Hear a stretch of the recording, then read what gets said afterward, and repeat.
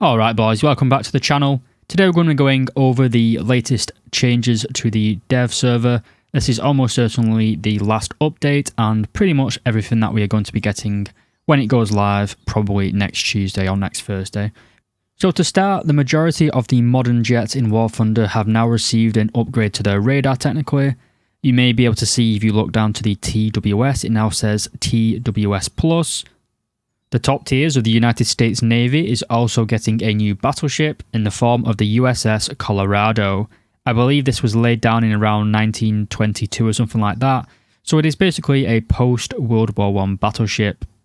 This is going to be the first US Navy ship that has 16-inch guns. Pretty much every ship following on from this class basically had 3 guns in 3 turrets, so this is kind of unique for the US Navy. If you thought that War Thunder were going to do something logical and increase the max battle rating in naval, then they've not. They're still sticking with 7.0 for some reason. The Colorado's 16-inch guns can reload every 40 seconds with an ace crew.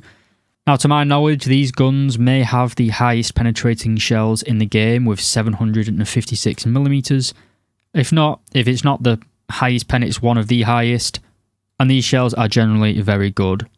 I'll also say as well that the high explosive rounds on the American battleship, I think, are the highest penetrating HE shells in the game with 97mm of penetration, which will allow you to overpressure the majority of light cruisers, if not quite a lot of heavy cruisers as well, and especially destroyers. The secondary battery consists of a mix of 5-inch 51 caliber and 5-inch 21 caliber, with the latter of which mainly being your anti-aircraft guns. But being a post-World War I ship, you only have APC and semi-armor piercing, with no HEVT to speak of. The lack of air defense isn't the biggest of issues though, especially if you just stay next to friendly ships. They will largely cover you from any incoming enemy airplanes. If you are lucky enough to own the Panther II, then we're also adding the ability to remove the NVD system. This doesn't really make a massive change other than reducing the profile of the vehicle, so it does kind of make the Panther II look like the Panther F. The next one we're covering, and this is another case of Gaijin just adding more slop to the game, we are getting a premium tandem cockpit Harrier for some reason. This sits at battle rating 11.7 in ground realistic and 11.3 in air realistic. This is coming in rank 7 and can basically be thought of as a slightly less modern Harrier GR7.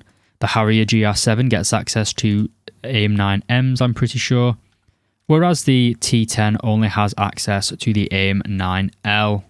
Apart from the Lemur, it also gets access to a variety of laser-guided bombs, as well as both laser and IR-guided air-to-ground missiles, with the main weapon being the AGM-65G, with its semi-armor piercing warhead. I am generally at a loss for words as to why Gaijin would add this. The Harriers are already dead in air realistic, they're just too slow to do anything. Even for ground realistic, if you want a cast jet, you've already got the F-111C, which is supersonic and has laser-guided bombs. You got the Jag, you got the Jaguar IS, which you can get for like $30 or something off the marketplace. A nice new premium coming for Japan is the Type 74 Red Star. I'm guessing that this is like an OP4 vehicle, kind of like the M1 KVT in the American tech tree. Basically, Japanese tankers would practice locking onto this vehicle or something like that. Some of you may own the Type 74G. This is kind of a modernised late of the Type 74.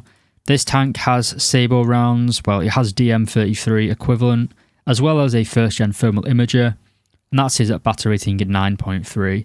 The Red Star is at battle rating 8.3 and only gets access to a first-generation APDS round.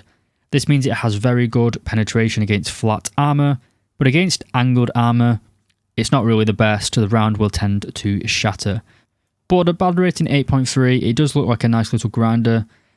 So for the Chinese, the J11B finally got its air-to-ground ordnance. This allows us to bring along a targeting pod, as well as up to 6 GB250 laser-guided bombs. While this is a pretty potent air-to-ground loadout if there is no opposing enemy air defense system, It doesn't have any type of standoff weapons like the KH-29Ts or anything kind of like that. So it's still going to be outshone by the Soviet KH-38 slingers, but it is a nice new addition for the Japanese tech tree. Also coming for China, we have the VT5. This was in the, well, a lot of people were saying it was in the files, but it wasn't actually in the dev server. It's now finally arrived, but I do not think it's finished, mainly because it doesn't have any sort of modern shell, only carrying HEATFS at the minute. I don't know enough about Chinese light tanks to know whether that is historically the round it had, but I would assume it did get some sort of APFS DS round. This is coming at battle rating 10.7, and it is also a squadron vehicle, surprisingly enough. What's funny about this tank is, unless you own the event T80UD, there isn't going to be a lineup for the VT5.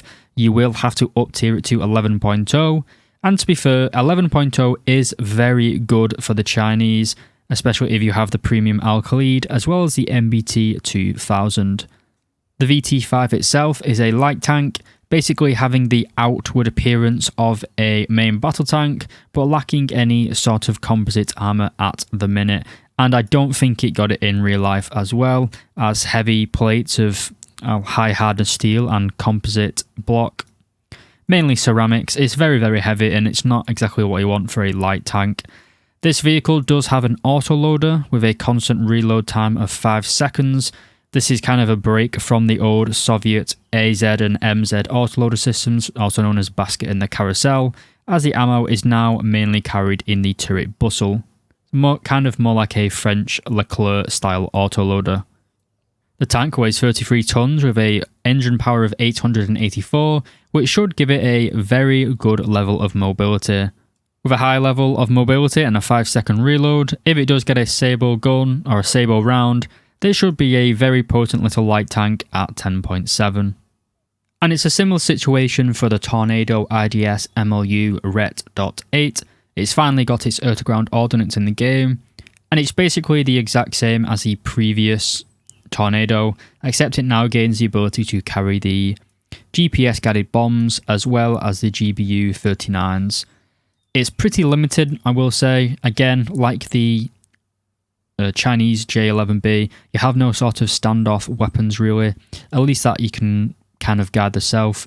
The GBU-39s does allow you to basically like spam an enemy's spawn location, but you can't carry multiple of these without sacrificing the targeting pod, which again does allow you to precisely drop them.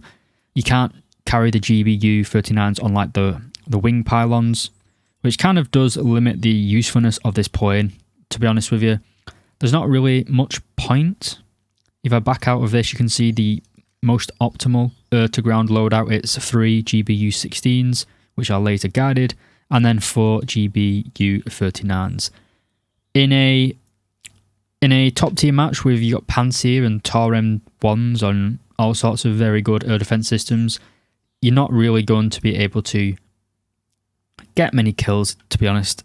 And it's pretty much pointless playing it in air realistic as well, since you already have the IDS 1995 at the same battle rating. And the only difference that this one has, you get the GPS guided bombs as well as the GBU-39Bs. So a pretty pointless addition in my opinion.